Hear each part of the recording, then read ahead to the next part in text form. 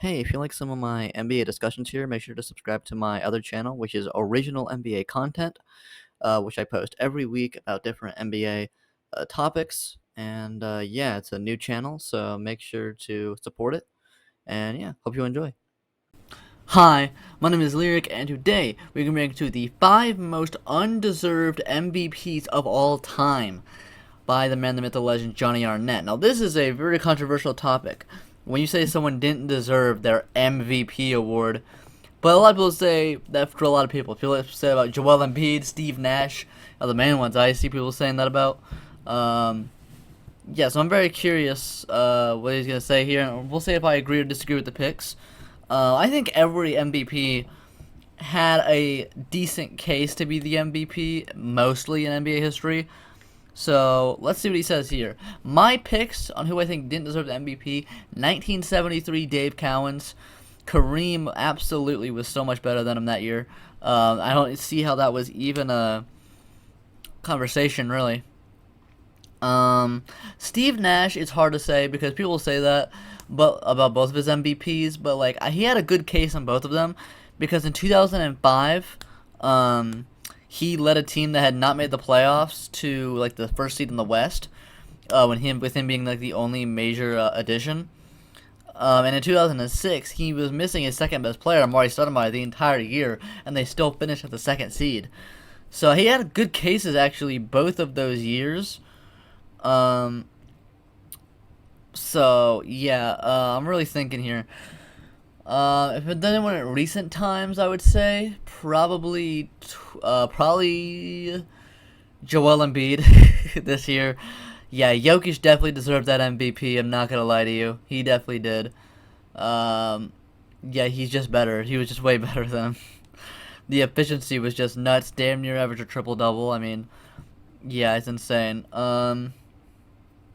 Yeah, so let's just get into it, see if we agree or disagree with the picks.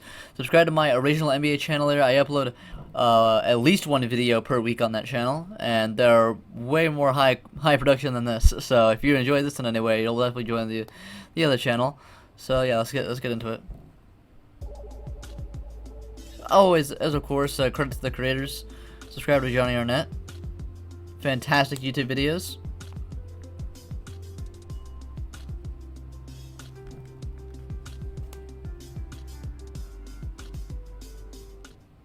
On my channel, I've talked a lot about the various MVP winners throughout NBA history, but what I haven't done is express my genuine opinion on who the most undeserving MVP winners were.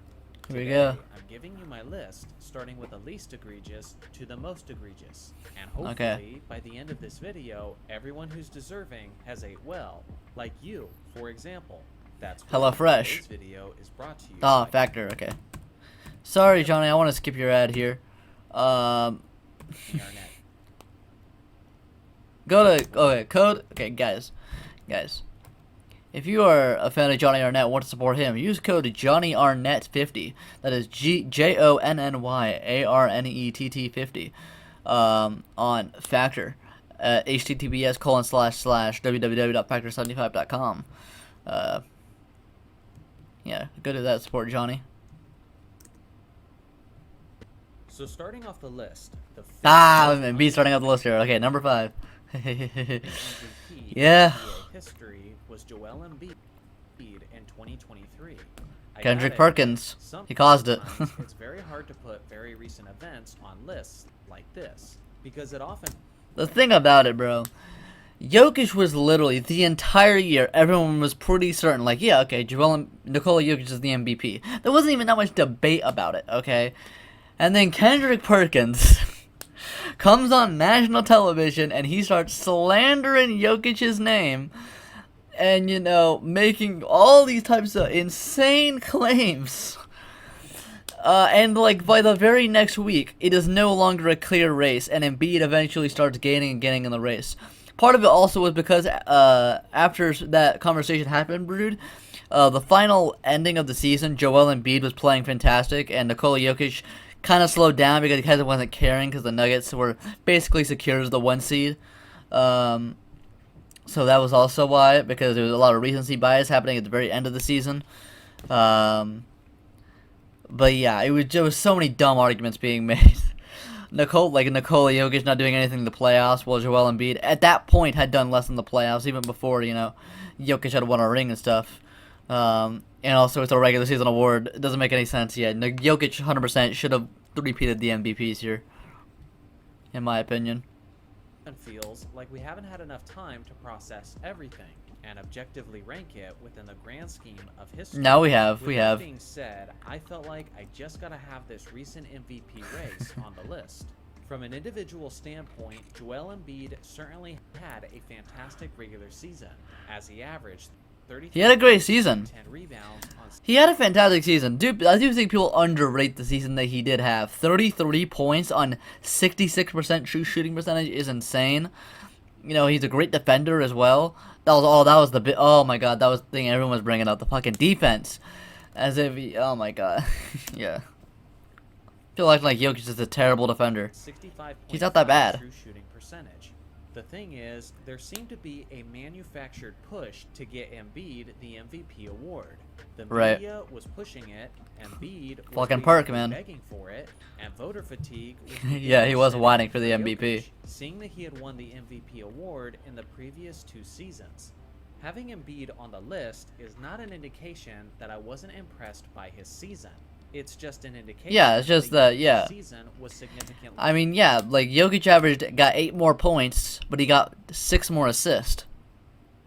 And was a more efficient scorer, had more wins, I mean, played more games. The only thing Embiid was better on, had more rebounds too. That's actually insane. The only thing Embiid was better on was defense. And yeah, he is a better defender than Embiid by Jokic by quite a bit. Jokic had him beat in every offensive category other than scoring, but he scored more efficiently. He just scored less volume. I mean, he was way more valuable to the team. He was having an all-time season. Yeah, it's just. More impressive. So you can argue 23 is Jokic's best season. It definitely is if you include the playoffs, but I'm just talking about the regular season here. A better win share total and a much higher true shooting percentage. Jokic nearly averaged a triple-double with the highest assist per game average ever for a player at the center position. You really can't say enough positive things about what the Joker. I know Lakers fans are mad about shots like these who's in the Western Conference Finals. Who's your daddy? For example, of all players. Yeah, most efficient season ever, 100%. Jokic is the most efficient player ever. Just straight up. The 3 most efficient players in NBA history, when we're talking about everything efficiency here, are Steph Curry, Kevin Durant, and Nikola Jokic. Those are the 3 most efficient players when it comes to everything. Everyone else either only scores in the paint, so they can't shoot at all, or they can't shoot free throws, or they're just a decent 3-point shooter, really good in the paint, or they're mainly a mid-range guy. All 3 of those guys right there, Steph Curry, Kevin Durant, Nikola Jokic, are these. And maybe you would add Steve Nash there. Steve Nash doesn't have exactly the volume, but I could very easily see you adding him, and maybe a Larry Bird as well. Those are the guys that I think are the most efficient players in NBA history, 100% right there. For example, Jokic is definitely up there with them. You can argue he's the most efficient ever. I mean, look at the efficiency numbers he's about to show him. If my fucking internet can work, please. Per game, he had easily 63% shooting, 38% from 3, 82% from the line. Nuts. 70% true shooting is so nuts. Legitimate reason to give the award to Embiid over the Joker. Number 4. Bill Walton in 1978. Okay. Glance, Walton may seem who is he going to here? MVP this season.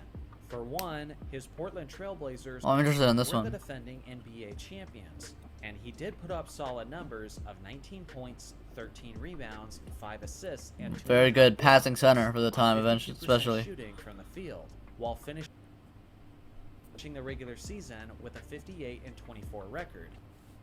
But here's the part you might not be aware of. Walton was dealing with injuries as he always was, and because of he was always. He only participated in 58 of the Blazers' 82 regular season games that season. Damn, 58 games is actually crazy. Yeah, he wouldn't qualify with the new rule. Yeah. Who won the Yeah, okay, I actually do agree with that. 58 is insane. Narrowly won the race over was the 25-year-old Gervin? star George Gervin. Nice, who man. led his Spurs to 52 wins and put up averages of 27 points, 5 rebounds, 4 assists, and 2 steals. Yeah, I can see that 100%. 0.6% shooting. And unlike Walton, I can 100% see that. played all 82 games. Honestly, All 82 is you could crazy, argue yeah, that 100%. George Gervin, David Thompson, and Kareem Abdul-Jabbar were all more deserving than Walton was that year, based on the fact that he missed nearly 1/3 of Yeah, his because the new NBA rule, you have to play 65 games to qualify for an award. So if that happened today, he would not be physically able to win the award. It'd be against the rules for him to win. So, season. yeah, this one makes sense. I agree with him on this one. He's super due so far. Super due so far, I would say. MVP vote getters that season, Walton easily had the fewest win shares.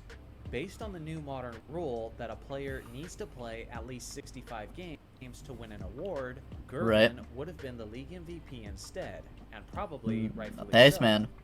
Number 3, Kareem Abdul-Jabbar in Really? 1976. From an individual... Oh, I know why he didn't make the playoffs. Yeah, this is like the only MVP, or at least in modern NBA history. Yeah, no, this is the only MVP to never make the playoffs. Yeah, I can 100% see why you say you didn't deserve it. I mean, Kareem obviously was the best player in the league at this time, but he didn't make the playoffs, man. You didn't make the playoffs. Yeah, I can 100%. This one 100% makes sense as well. You didn't make the playoffs, bro. Standpoint, no single player was a more dominant and productive presence in the 1970s than the 7'2". Especially he had already won it 3 times, and you're gonna get him when he doesn't even make the playoffs. That's nasty. There's basically no reason why Kareem was undeserved. This is a sympathy MVP because he lost that Dave Cowens undeservingly in 2013. I mean, those stats are insane. 28 points, 17 rebounds, 5 assists, 2 steals, and 4 blocks, 53% shooting. I mean, that's an insane average. Actually, an insane-ass average. But I don't know who would have won it this year then. I mean, maybe there's just no other really that fantastic of choices. I don't know, man. I don't know. 4 blocks on 53% shooting. The thing is, as much as he was tearing up other centers within the league, it wasn't translating to much winning, as his Lakers finished that regular season with a losing record of 40-42 while missing the playoffs. Even with that disaster of a season, they still gave him the MVP award. Damn, losing record is crazy. That the only thing that's actually valuable at that point for the team was their draft pick for their losing record. On the other hand, the 1975 MVP, Bob McAdoo, just narrowly... I think he is a good argument for the most underrated player in NBA history. I mean, when I was making the 1970s, what the NBA conference MVPs, check that video out, please. I mean, his stats are so nuts. His 3-year peak from 73 to 76. I mean, it's actually insane. He was averaging over 30 points, over 35 points a game in his MVP season, on insane efficiency while having fantastic defensive numbers as a center during this time. Yeah, he's like the most underrated player. You can argue he was the second best player in the entire decade of the 70s, which is an insane thing. Because you can think about who's the second best player in every other decade. You know, 60s, Wilt Chamberlain, 80s, Magic, 90s, fucking Hakeem, 2000s, Kobe, 2010s, Curry, 2020s, fucking Jokic, you know? Like, yeah. On winning the award for the second straight season, as Kareem finished with 409 voting points, and McAdoo finished with 393. McAdoo led his That's really Buffalo close. Braves to a solid 46-36 record. While Yeah, look at the stats, bro. 31, 12 rebounds, and 2 blocks. the 2 blocks as well. It's insane. He was an outside shooting center too, really revolutionary for the time. And he didn't even make the NBA 50 in 1997. He didn't even make the NBA 50. That's insane. He definitely should have got that. The NBA 50. That's the biggest snub. People say Dominique Wilkins was the biggest snub. I think you can argue very well argue Bob McAdoo was by far the biggest snub on that list, the original list. He's only 75, which is, you know, good, but yeah. Side of their winning record, which is a testament to his important value.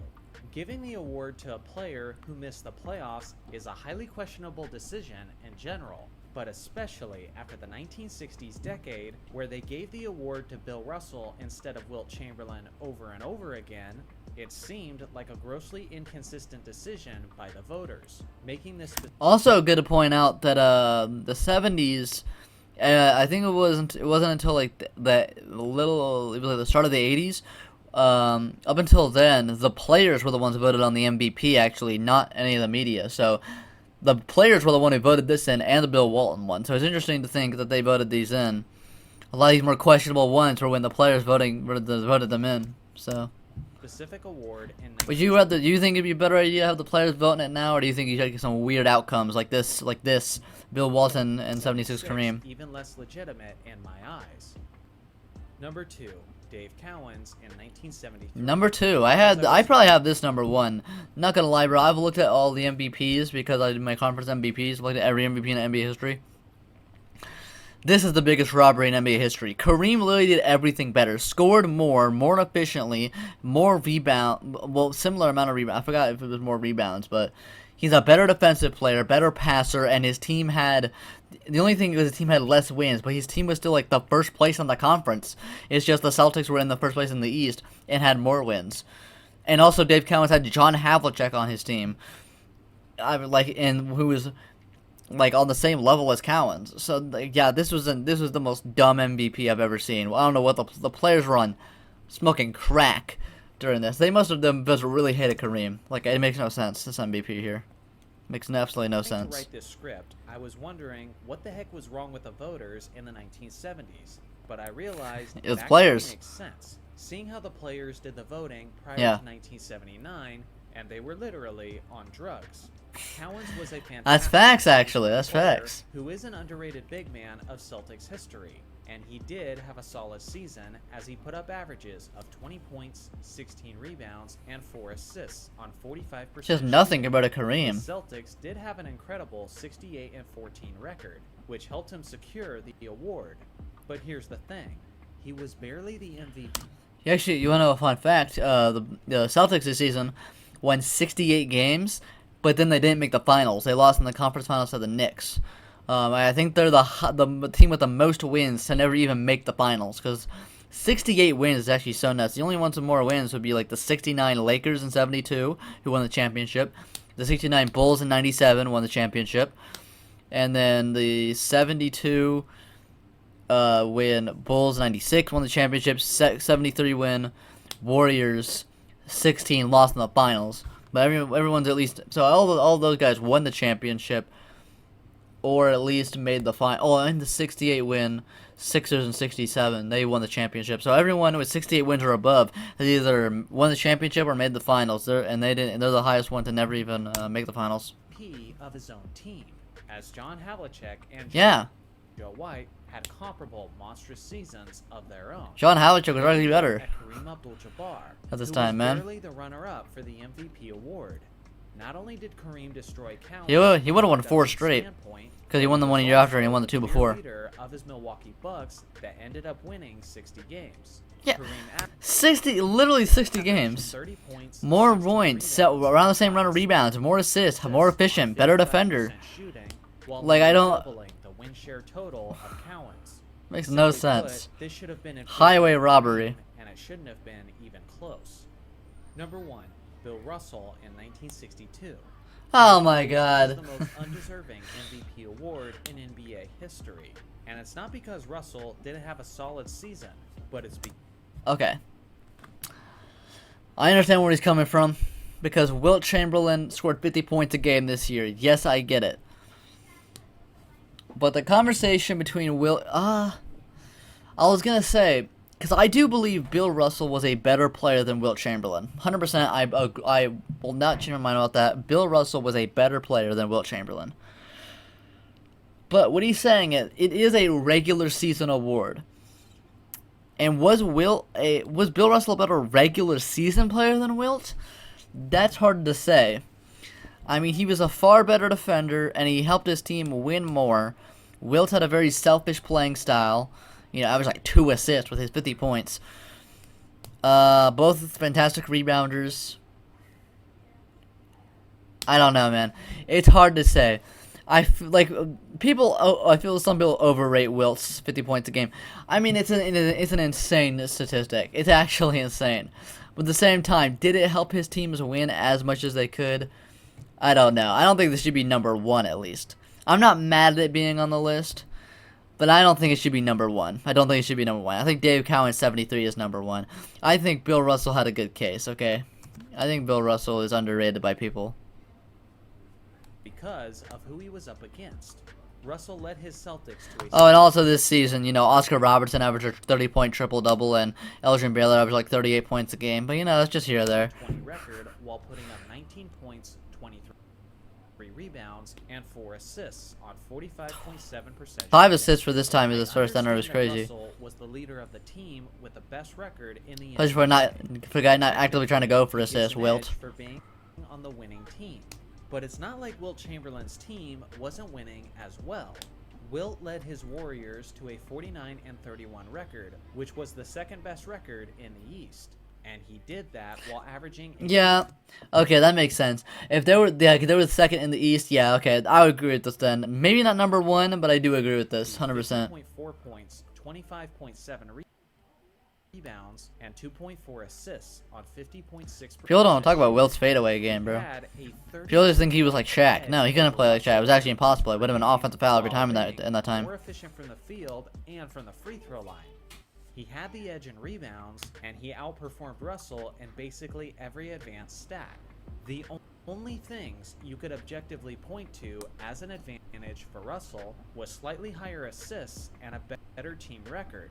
But that's not necessarily... Slightly higher resistance is putting him down a little bit. He nearly had like 3 times more. A reflection of their individual talent that season, but more about their supporting casts, as the Celtics had twice as many All-Stars on their roster. In his career, I don't get their All-Stars because of Bill Russell. Finals MVPs, At least some of them. Many DPOYs, But yeah.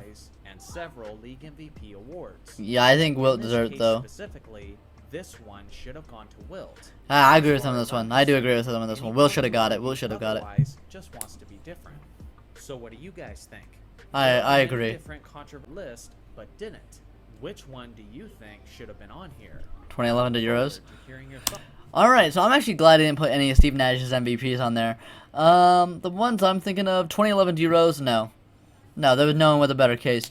Because LeBron, people talk about LeBron. LeBron did have better stats, but Rose led the Bulls to more wins that season than the Big Three Miami Heat that had just formed. They just formed a super team with the Big Three Miami Heat, and Rose led the Bulls to more wins than them. So I think that's why he got that MVP. Which I think makes sense. Even if LeBron was a better player, I think for the individual season, I think Rose deserved it. Yeah, I don't know. Let me think. Oh, 97 Karl Malone. There's one, 100%. 97 Karl Malone. Michael Jordan won the scoring title. He was same old Michael Jordan, led the Bulls to 69 wins. Literally damn near had back-to-back 70-win seasons. And he didn't win MVP to fucking Mr. 13. Okay, so yeah, so that was the end of that video. Comment below who you think is some of the most undeserving MVPs in your opinion. And someone you think, and maybe they were mentioned in this video, that you don't think were actually undeserving. Do you think they actually deserved it? So, yeah, subscribe to my original content channel. It has 30 subs right now. 1 or 2 original NBA videos per week.